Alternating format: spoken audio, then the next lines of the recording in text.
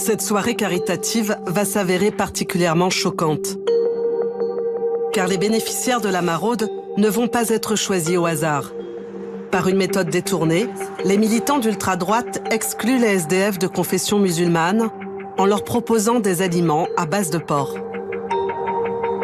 Vraiment, mais... Ce sont des petites friches avec de la saucisse.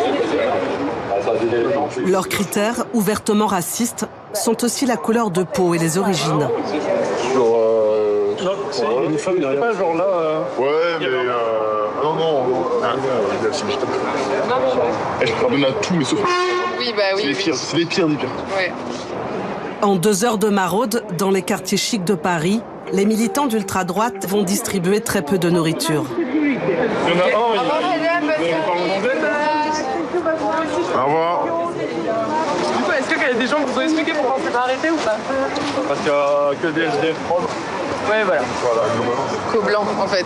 Ouais, bien sûr. On donne co-blanc. Tous ceux qui sont vraiment là par pauvreté, là, on leur donne volontiers. Ouais, bien sûr. C'est vrai que tous les profiteurs, que ce soit les malgaches, les roumains, les pakistanais, par centaines, les noirs, évidemment, et les arabes, on ne donne pas, tu vois. On ne va pas en plus t'avenir leur donner un sandwich, tu vois. Et vous vouliez soulever également, Mathieu, que ces groupes néofascistes ultra-identitaires se réclament par ailleurs des valeurs chrétiennes et ça vous stupéfait. Alors, pour quelle raison? Oui, alors il y a une tradition païenne dans ces groupes d'ultra-droite, mais ces groupes-là, en tout cas, se revendiquent des valeurs chrétiennes. La croix celtique, c'est une croix chrétienne, notamment d'évangélisation en Irlande.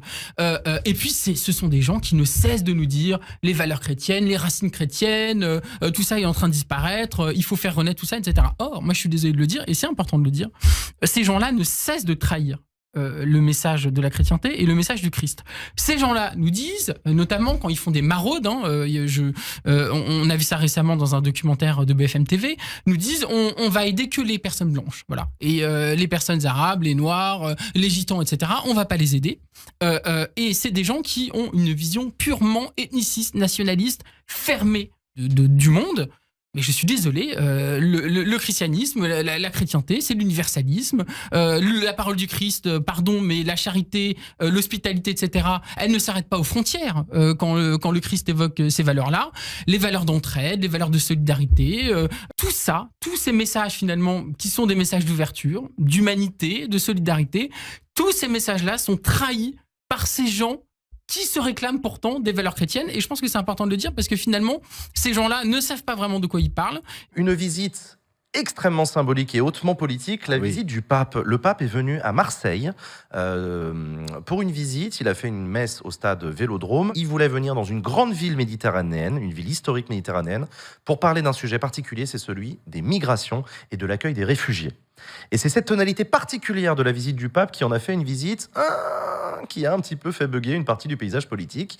Je vais le dire simplement, le pape François s'est fait accuser d'être un gros gauchiste par toute une partie de la droite et de l'extrême droite que l'on pourrait attendre à être plutôt papiste, en tout cas plus que la gauche. Et donc, mon sens de l'ironie a été chatouillé quand j'ai vu une partie de la gauche applaudir des tonnerres d'applaudissements au propos d'un pape et une partie de la droite dire que c'est un pape de merde, qu'il a rien compris, qu'il est tout nul, etc. Ah ouais, il est argentin, il a dit Bardella. C'est fou parce que le pape a réussi à retourner complètement l'échiquier politique en une messe. Il est venu nous apprendre, enfin nous rappeler le témoignage du Christ, tu vois, quand même, c'est pas de la merde. Donc quand on a Jordan Bardella qui dit ce pape il est argentin, il comprend pas le problème nous qu'on a avec nos arabes, machin, c'est exactement ce qu'il a dit. Hein. Oui. Alors déjà, bon, il siège à Rome, donc bon, il connaît un peu la Méditerranée normalement. Je crois qu'il est d'origine européenne en plus. Mais il n'est pas là pour nos petits particularismes. En fait, les fachos ont un peu oublié que la religion, enfin la religion catholique en l'occurrence, près d'1 milliard de fidèles dans le monde quand même. C'est pas, on est là le déclin, et pas partout. Surtout en Amérique latine, en Afrique où c'est pas du tout en déclin. 60% des catholiques sont en Amérique du Sud et en Afrique du Sud. Et le pape d'ailleurs a fait nommer pas mal de cardinaux là qui justement viennent de ces pays-là pour être au diapason aussi de ce message d'accueil machin qui a toujours eu dans la religion catholique, dans le Nouveau Testament, c'est évident. Bien sûr, et donc je suis d'accord avec toi pour dire qu'il y a une dichotomie dans le discours politique quand on a effectivement. Oui, mais il y a un côté boutiquier chez notre extrême droite qui qui effectivement dit non, mais pour eux, c'est un marqueur culturel, un marqueur identitaire. Non, Marion Maréchal a été très polie. Elle a dit je suis en désaccord avec le pape François, il en fait trop, il a son prisme sud-américain, etc. Zemmour, il y allait plus loin. Il a fait qu'est-ce qu'il veut ce pape-là, il veut que l'Europe chrétienne, berceau du christianisme, devienne une terre islamique. C'est ça qu'il veut. Voilà. Les deux disent à peu près la même chose, mais en des termes plus ou moins polis. Mais tu les sens irrités, comme si l'extrême droite française avait perdu le fauteuil de pierre qui a souvent été un truc sur lequel il se reposait. Oui. L'extrême droite française, historiquement, s'est construite en grande partie contre la République, etc., avec la protection du pape, qui heureusement, il était là, le pape, c'était leur champion, c'était leur héros contre ces méchants républicains, gauchistes, etc. Mais c'est vrai que c'était un peu savoureux de voir des hommes et des femmes politiques qui revendiquent les racines judéo-chrétiennes de la France refuser un des message originel en fait de la religion chrétienne et ouais, ça c'était assez incroyable. Est-ce qu'ils sont en train de faire une erreur d'analyse historique, ces gens d'extrême droite, en faisant l'erreur de penser que le catholicisme à la papa existe toujours, qu'il ait toujours autant de poids et qu'il pèse aussi lourd dans les urnes? Moi, je n'ai pas l'impression.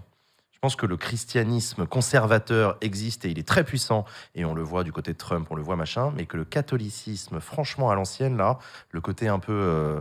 comment il s'appelait, André... merde. Justement, les Saint-Nicolas du Chardonnay. Ouais, Saint-Nicolas du Chardonnay, ouais. les antipapistes de l'époque. Ah oui, merde, je vois qui tu parles, mais j'ai oublié le nom aussi. Bref. Monseigneur Lefebvre, les lefebvristes, c'est ça. Merci beaucoup. Mais ils sont en train de prendre... Voilà, les jeunes qui ont des vocations viennent en général sont des jeunes très radicaux et qui viennent de milieux très conservateurs.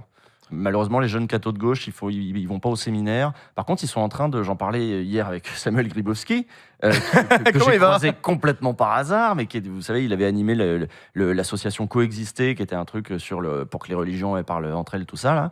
Et du coup, il me disait qu'il y a des mouvements là qui sont en train de se créer, de jeunes cathos de gauche, un peu révolutionnaires, dont certains un peu marxistes, dont un là qui a fait il y a pas longtemps 1 millier là de jeunes. Alors je sais plus comment ils s'appellent, leur nom, c'est tout nouveau. C'est intéressant ça. Ben oui, c'est intéressant. Ça change des vieux mouvements de cathos de gauche, la JOC, le MRJC qu'on adore, mais qui est un peu. Ils sont très présents dans les trucs des écolos là, et puis ils sont aussi présents dans les trucs d'accueil des migrants. Mais c'est vrai. Et ce pape parle probablement plus à ces jeunes là. Bah ouais. Ils sont fans. Hein. Bah oui, j'imagine bien, ouais. J'imagine bien. Ah ouais.